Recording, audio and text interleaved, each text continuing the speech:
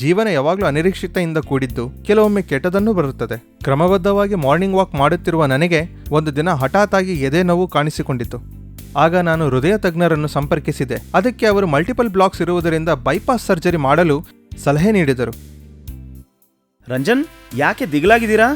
ಅದೇನಿಲ್ಲ ಮೋಹನ್, ಈ ದಿನ ಆಫೀಸ್ನಲ್ಲಿ ನನಗೆ ಎದೆನೋವು ಬಂದಾಗ ಕೂಡಲೇ ನಾನು ಡಾಕ್ಟರ್ ಜಾನ್ನ ಸಂಪರ್ಕಿಸಿದೆ. ಅವರು ನನಗೆ ಬೈಪಾಸ್ ಸರ್ಜರಿ ಮಾಡಲು ಸಲಹೆ ನೀಡಿದರು. ಓ, ಅದು ವಿಷಾದನೀಯ. ಆದರೆ ಏನೂ ಚಿಂತಿಸಬೇಡಿ, ಯಾಕೆಂದ್ರೆ ಡಾಕ್ಟರ್ ಜಾನ್ ತುಂಬಾ ಪ್ರಸಿದ್ಧ ಹೃದಯರೋಗದ ತಜ್ಞರಾಗಿದ್ದಾರಲ್ಲದೆ ಅತ್ಯಂತ ಯಶಸ್ವಿ ವೈದ್ಯರೂ ಕೂಡ. ನಾನು ಸರ್ಜರಿ ಬಗ್ಗೆ ಅಷ್ಟೊಂದು ಚಿಂತೆ ಮಾಡಲಿಲ್ಲ, ಆದರೆ ದುಬಾರಿಯ ಸರ್ಜರಿಗೆ ಹಣ ಹೇಗೆ ಹೊಂದಿಸಬೇಕೆನ್ನುವ ಚಿಂತೆ. ಆದರೆ 6 ವರ್ಷಗಳಿಂದ 5 ಲಕ್ಷ ರೂಪಾಯಿಗಳಿಗೆ ವಿಮೆ ಮಾಡಿಸಿದ ಆರೋಗ್ಯ ವಿಮೆ ಪಾಲಿಸಿ ನಿನ್ನ ಹತ್ರ ಇರೋದು ನೆನಪಿರ್ಬೇಕಲ್ವಾ? ಹೌದು, ಆದರೆ ಮೊದಲು ನಾನು ಖರ್ಚು ಮಾಡಬೇಕಲ್ವಾ? ನಾನು ಯಾವ ಆಸ್ತಿಯನ್ನು ಮಾರಬೇಕಾಗುತ್ತೋ ಅಂತ ಯೋಚನೆ ಮಾಡ್ತಾ ಇದ್ದೇನೆ.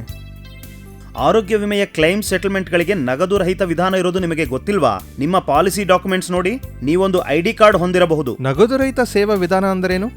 ನಗದು ರಹಿತ ಸೇವೆ ಎಂದರೆ ನಿಗದಿತ ಆಸ್ಪತ್ರೆ ಸೇರಿದಾಗ ಡಿಸ್ಚಾರ್ಜ್ನ ಸಂದರ್ಭದಲ್ಲಿ ಹಣ ನೀಡಬೇಕಾಗಿಲ್ಲದಿರುವಂತೆ ಇನ್ಶೂರರ್ ಒದಗಿಸುವಂತಹ ವಿಶೇಷ ಸೇವೆಯಾಗಿದೆ. ಕೆಲವೊಂದು ನಿರ್ದಿಷ್ಟ ಪ್ರಕ್ರಿಯೆ ಆಧರಿಸಿ ಇನ್ಶೂರೆನ್ಸ್ ಕಂಪನಿಯು ನೇರವಾಗಿ ಸೆಟಲ್ಮೆಂಟ್ ಮಾಡುತ್ತದೆ. ಗೊತ್ತಾಯ್ತಾ ರಂಜನ್? ಓ, ನನಗೆ ತಿಳುವಳಿಕೆ ನೀಡಿದ್ದಕ್ಕಾಗಿ ಧನ್ಯವಾದಗಳು. ಆದರೆ ಅದರ ಪ್ರಕ್ರಿಯೆವೇನು? ತೃತೀಯ ಪಕ್ಷ ಪಾಲನಾಧಿಕಾರಿಯ ವಿವರಗಳು ಕಂಪನಿ ನೀಡಿರುವ ID ಕಾರ್ಡ್ನಲ್ಲಿ ಲಭ್ಯವಿರುತ್ತದೆ. ತಕ್ಷಣದಲ್ಲಿ TPA ಸಂಪರ್ಕಿಸಿ.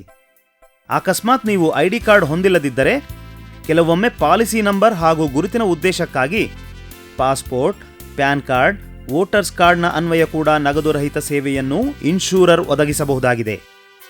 ನೆನಪಿನಲ್ಲಿರಬೇಕಾದ ವಿಷಯವೆಂದರೆ ಈ ನಗದು ರಹಿತ ಸೇವೆ ಇನ್ಶೂರರ್ ಅಥವಾ TPA ನೆಟ್ವರ್ಕ್ ಆಸ್ಪತ್ರೆಗಳಲ್ಲೇ ಇರುತ್ತದೆ. ನೆಟ್ವರ್ಕ್ ಆಸ್ಪತ್ರೆಗಳೆಂದರೆ ನಿರ್ದಿಷ್ಟ TPA ಜೊತೆಗೆ ಒಪ್ಪಂದ ಮಾಡಿಕೊಂಡಿರುವ ನಗದು ರಹಿತ ಸೇವೆ ಒದಗಿಸುವಂತಹ ಆಸ್ಪತ್ರೆಗಳು. ಕೂಡಲೇ TPA ಆಸ್ಪತ್ರೆಯವರನ್ನು ಸಂಪರ್ಕಿಸಿ ನೆಟ್ವರ್ಕ್ ಆಸ್ಪತ್ರೆಗಳ ಬಗ್ಗೆ ವಿವರಗಳನ್ನು ತಿಳಿದುಕೊಂಡೆ. ಆಸ್ಪತ್ರೆ ಸರ್ವಿಸ್ ಡೆಸ್ಕ್ ಅನ್ನು ಸಂಪರ್ಕಿಸಿ ಹಾಗೂ ನಿಮಗೆ ಸಲಹೆ ಮಾಡಿದಂತೆ ವಿಧಿವಿಧಾನಗಳನ್ನು ಅನುಸರಿಸಲು ಮರೆಯಬೇಡಿ. ನನ್ನ ಸರ್ಜರಿ ಯಶಸ್ವಿ ಆಯಿತು. ಮೋಹನ್ ನನ್ನ ನೋಡಲು ಬಂದ.